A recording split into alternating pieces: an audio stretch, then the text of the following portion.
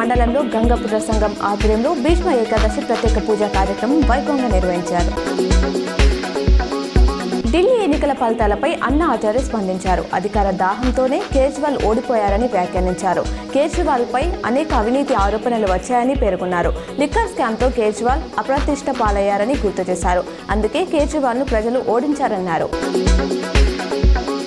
Ration కార్డులకు మీ సేవలో దరఖాస్తు చేసుకోవాలన్న అధికారుల సూచనలపై మాజీ మంత్రి హరీష్ రావు ట్విట్టర్లో మండిపడ్డారు.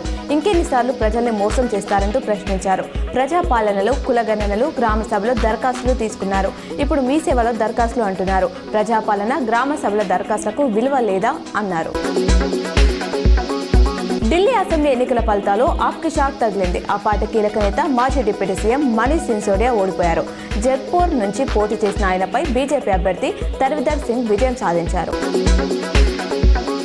ఢిల్లీ ఎన్నికల్లో ఆమ్ ఆద్మీ పార్టీకి అతిపెద్ద షాక్ తగిలింది. ఆ పార్టీ అధినేత అరవింద్ కేజ్రీవాల్ తన కంచుకోట న్యూఢిల్లీ నుంచి ఓటమి చవిచూశారు. బీజేపీ అభ్యర్థి పర్వేష్ వర్మ ఆయన్ను మట్టి కరిపించారు. ఇక్కడి నుంచి వరుసగా 3 సార్లు గెలిచిన ఆయన్ను 4సారి ప్రజలు తిరస్కరించారు. ఢిల్లీ అసెంబ్లీకి 1952 నుంచి 2020 మధ్య 8 సార్లు ఎన్నికలు జరిగితే కాంగ్రెస్ 4 సార్లు గెలిచింది. అలాంటి పార్టీ ఇప్పుడు అక్కడ ఖాతా తెరవడానికి ఆపసోపాలు పడుతుంది. 2015-2020 ఎన్నికల్లో 0కే పరిమితమైన గ్రాండ్ ఓల్డ్ పార్టీ ఈసారి పేలవగా ప్రదర్శన చేస్తోంది. కేవలం ఒకే ఒక చోట స్వల్ప ఆధిక్యతతో ఊగిసలాడుతుంది. ఢిల్లీలో అసెంబ్లీ ఎన్నికల ఓటింగ్ లెక్కింపు కొనసాగుతుంది. పోస్టల్ ఓట్లలో బీజేపీ ముందంజలో ఉంది. ఆప్ ముఖ్య నేతలు వెనుకంజలో ఉన్నారు. మాక్నూర్ మండలం మామిడిపల్లి గ్రామ శివార్లో గల శ్రీ అపురూప వెంకటేశ్వర స్వామి ఆలయంలో ఈ నెల 14వ తేదీ నుండి 17వ తేదీ వరకు 13వ వార్షిక బ్రహ్మోత్సవాలు జరగనున్నాయని ఆలయ కమిటీ చైర్మన్ అమృతలత తెలిపారు.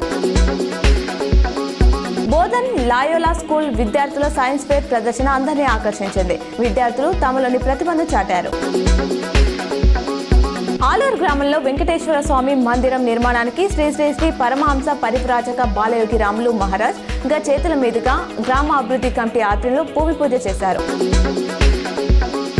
ఢిల్లీ అసెంబ్లీ పీఠం బీజేపీ చేజిక్కించుకుంది. లెక్కింపు కొనసాగుతుంది. 45 స్థానాల్లో ఆధిక్యతతో బీజేపీ ముందంజలో ఉంది. ఆప్ ముఖ్య నేతలు ఓటమి పాలయ్యారు.